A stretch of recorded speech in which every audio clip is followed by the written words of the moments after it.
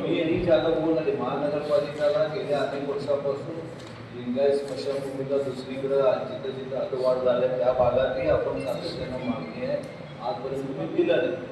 पण ज्यावेळी मी तिथं बैठकीला गेलो होतो त्या स्मशानभूमीमध्ये तिथं गौऱ्या मारत होते त्या सगळ्या जमिनीवर. मग मी बघून आल्यावर मी आयुक्तांशी फोनवर संपर्क केला की असं तिथे जागा वाटतंय, काय करायचं बघा. तिथं स्मशानभूमी रिकामी जागा आहे, ती लिंगायत स्मशानभूमीला द्या. त्यांनी म्हणजे एक पत्र पाठवा. त्या अनुषंगानं मी एक पहिल्यांदा पत्र दिलं की लिंगायत स्मशानभूमीला ही जागा मिळायला पाहिजे.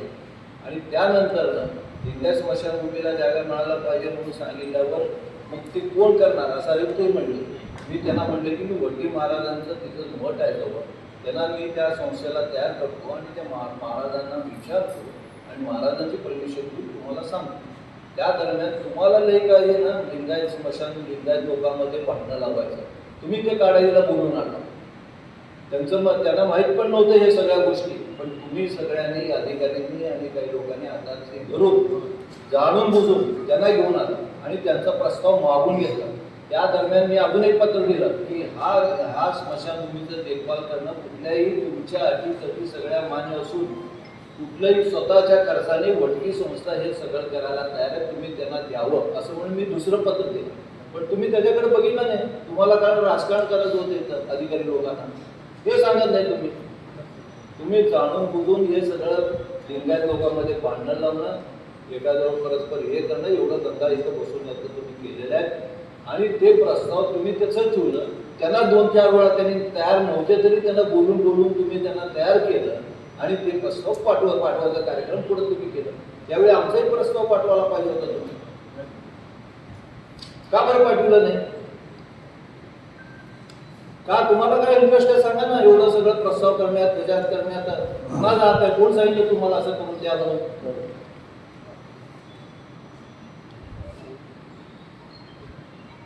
खर्चाची बाजू म्हणले नको म्हणले होते. नको म्हणले होते.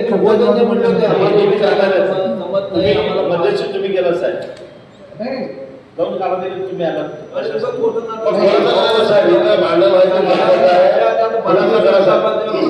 तुम्हाला लय इंटरेस्ट आहे त्यातल्या खरं सांगतो तुम्हाला. तुमचं काम गैरसमज नाही, खरंच प्रत्येक गोष्टीला तुम्हाला आमच्या पक्षाने कोण काय करताय काय नाही याचं बघणं आणि कुठल्या गटातल्या माणसाने काय मागते त्याच्या विरोधात काम करणं एवढंच काम आहे.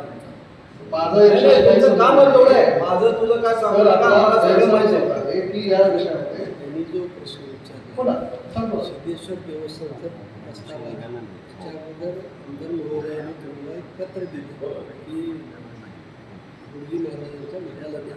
तुम्ही एकच प्रस्ताव का पाठवायचं तर दोन्ही प्रस्ताव पाठवायचे. मग दोन्ही प्रस्ताव पाठवल्यावर वरिष्ठांनी जो न्याय देते, वरिष्ठांचा आम्हाला सगळ्यांना मान्यच होता ना सगळ्यांना.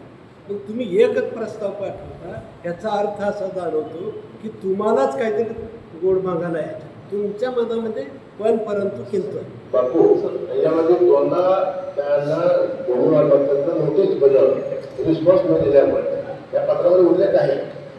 आम्हाला कुठे नोटीस नव्हती, आम्हाला फक्त पाचारण केलं गेलं होतं. अति शेवटीवर विचारले गेले होते. ज्याच्याबरोबर कारंजे साहेबाबरोबर पाठपुरावा सातत्याने या विषयावर त्याला गैरहजर ठेवले.